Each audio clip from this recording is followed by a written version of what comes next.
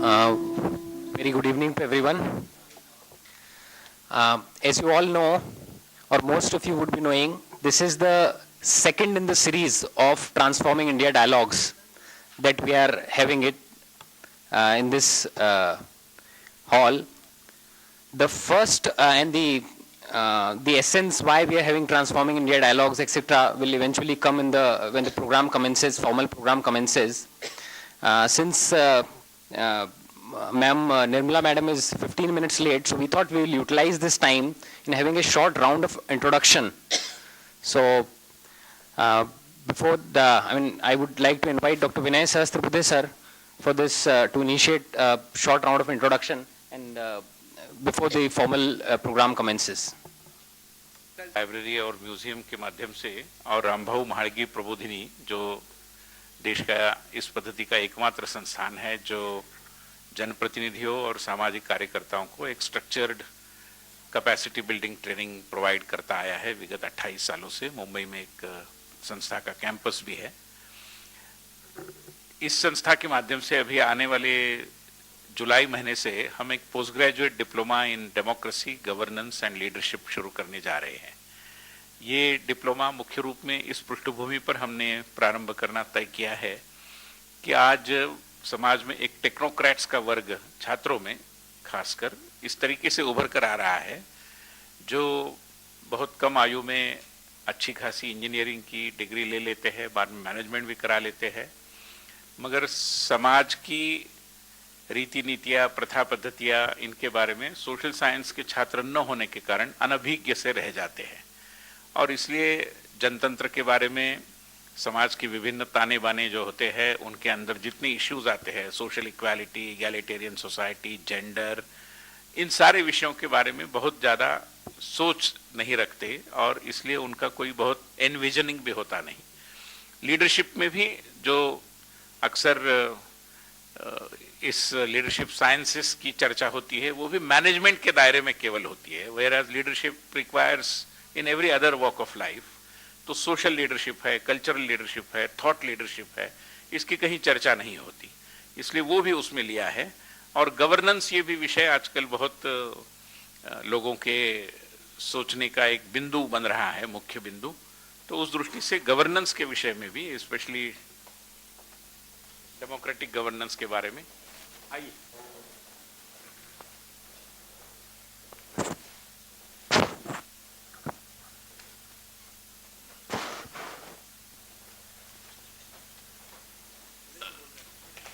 तो इसकी जानकारी आपको बाद में प्रबोधिनी की वेबसाइट से भी मिल जाएगी, मगर I just wanted to share with you taking advantage of the time that we had. Thank you.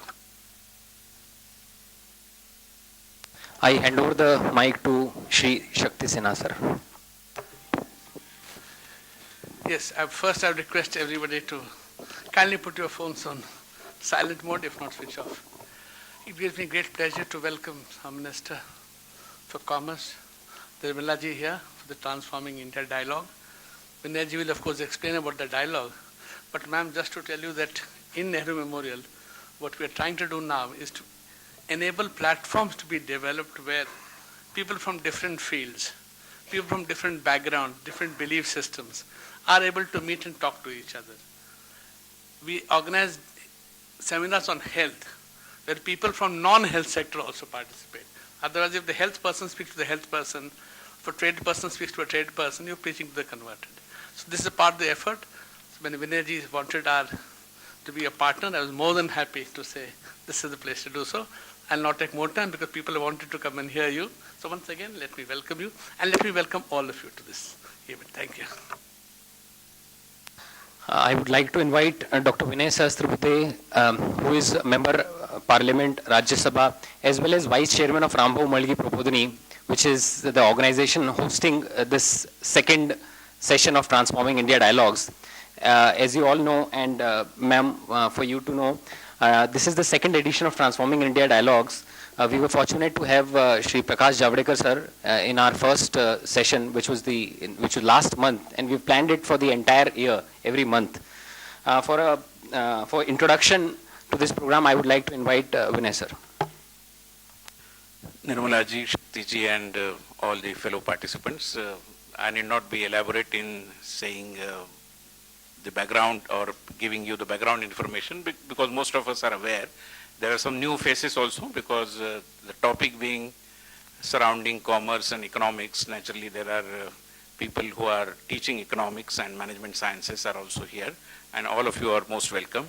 The idea basically was to allow the academic community, and majorly many of them are opinion makers also in their own way, to get an insight into all the innovative and path-breaking things that are being conducted by various departments of our government, of the central government.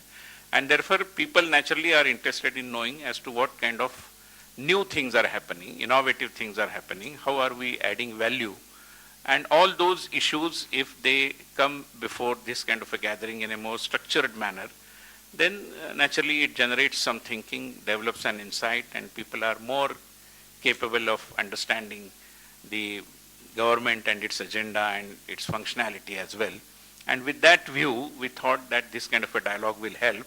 Instead of having maybe 200, 300, 400 people, this was purposely confined to a group of very selected academicians, and that is how it has been thought of. We started from January, and the entire year 2017, every third Tuesday, we are planning to bring these people together, and every minister of the current central government, we are requesting them to come over here and make a presentation. With these words, I once again, on behalf of all of us, all the people who have gathered over here, on behalf of the Nehru Memorial Library and Rambhau Margi Prabodhini, extend a very hearty welcome to Nirmala ji. Nirmala ji, as many of you are aware, we have seen her in the panel discussions before this government came to power as a very, impact-making kind of spokespersons of, one of those spokespersons of BJP, and she has been a student of economics, was at the JNU, thereafter at the London School of Economics, and in various other corporate and social organizations also. Had a stint at the National Commission for Women during year 2000-2004, and thereafter party spokesperson, and now, of course, Union Minister for Commerce and Industries. Nirmala ji.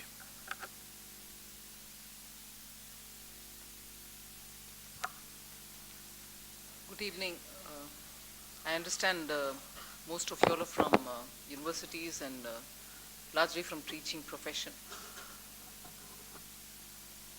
Thank you, Shakti ji and Vinay ji, for giving me this opportunity to be here. This is, I understand, Transforming India Dialogues. So there's a lot of effort from the government, and I'm sure if the scheme of things is going to be that you're calling a minister a month, and you're going to hear them tell as to what innovative and out-of-the-box measures they have taken in order to improve systems. You're just going to have a wonderful monologue, because there's a lot of things which each minister would want to claim, and rightly so. So I don't know if this format is going to be more on a monologue and followed by some question and answer. Question answers. But given my inclination, and given the fact that I'm talking to people who probably do this, lecturing to their students and talking to students, I would think that if I adopt a minimum opening kind of a statement, where I broadly put the macro and the micro picture in place, and leave it for a conversation rather than for a, I've done this many things in my ministry, this government is doing this many kind of an approach. If that's okay with you, I'll do a brief opening statement, touching upon the broad objectives and also which translates into some of the specifics that we do. I'm sure there are ministers who are going to be, who come from other aspects of the economy coming to talk to you all. But broadly, what I want to give you as a picture is, although since 91, we have opened up the economy, we've liberalized the economy, or we've started liberalizing. From 91, the progress has not been steady. Again, from 91, the suspicion has always been that we liberalize and liberalize and liberalize in an unabated fashion. And therefore, even as the effort started, you had the strengthening of voices on the other side which said, should we liberalize? Should we liberalize this far? Should we at all liberalize? And how far are you going to go on? So, on the one hand, post-91, the opening up or liberalizing, the reform, the word itself has got confined to only globalization-related activities. As a result, you had, from 91, a not so steady growth in widening, opening of the economy. However, even though it has not been steady, even though it has not been gradual, even though it has not been progressive all the while, sometimes it dipped, sometimes it was put in the back burner, and sometimes it was picked up again. The baggage which was attributed to this whole system was, oh, you're going on opening up Indian economy with a gay abandon without knowing what its implications are. That was another side of the story which was getting built up.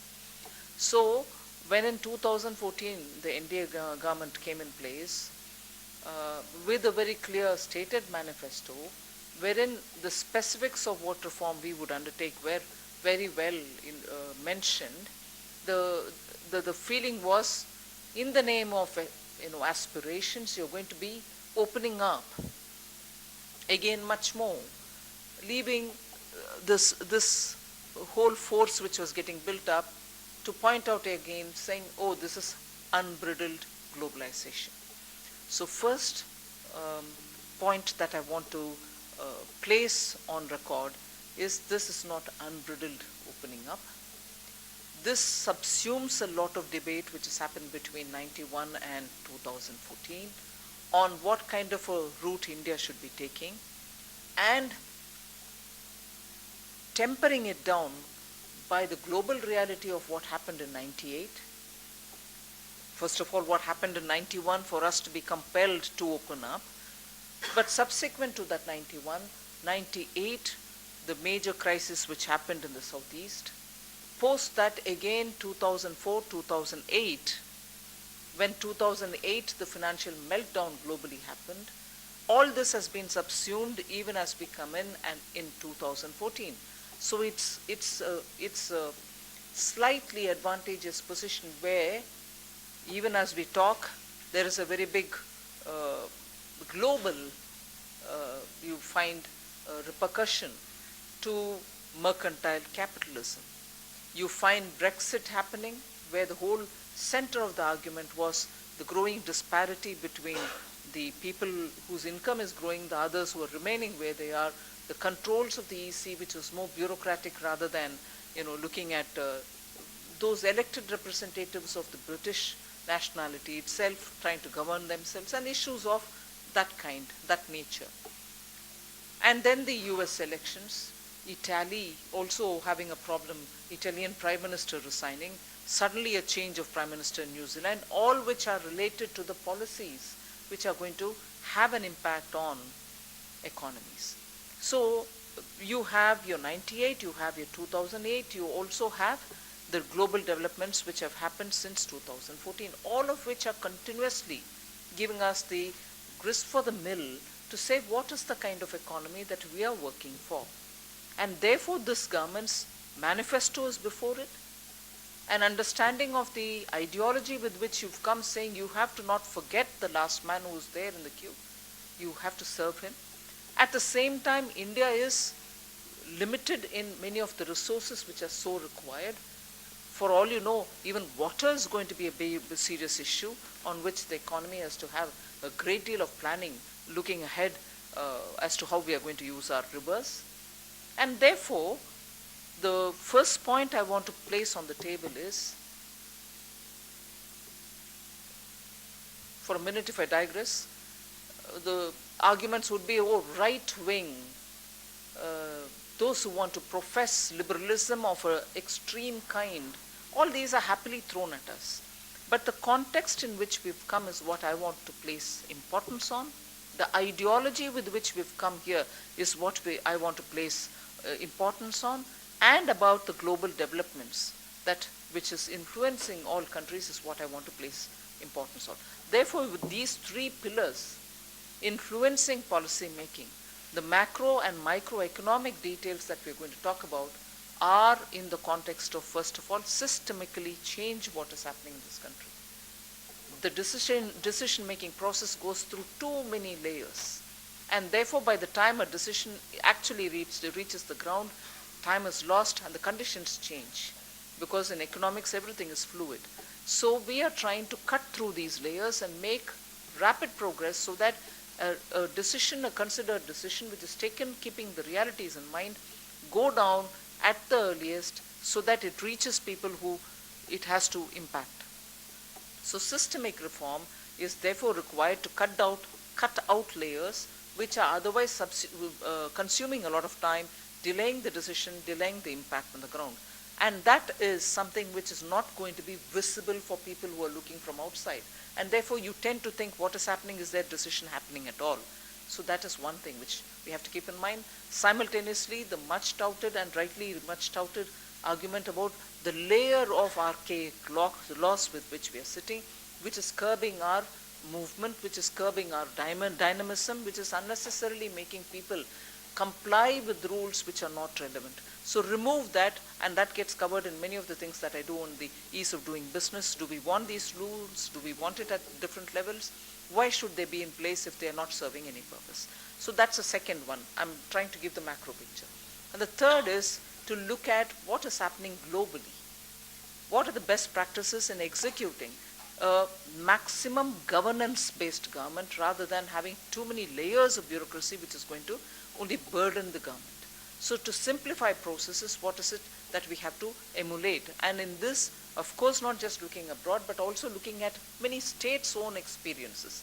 Some of the states have done very well in looking at certain aspects of reform, and if that can be replicated, we want to take that on board also. This is on the macro. The micro level, every department, every ministry is going through a churn to make sure. I mean, you will not believe it. There are times that I've spent, not just me, many of us, because it's also something on which the cabinet has discussed, times that we've spent to look at the number of acts or the bills which became acts through Parliament passing an act, but for which rules have not been framed till today.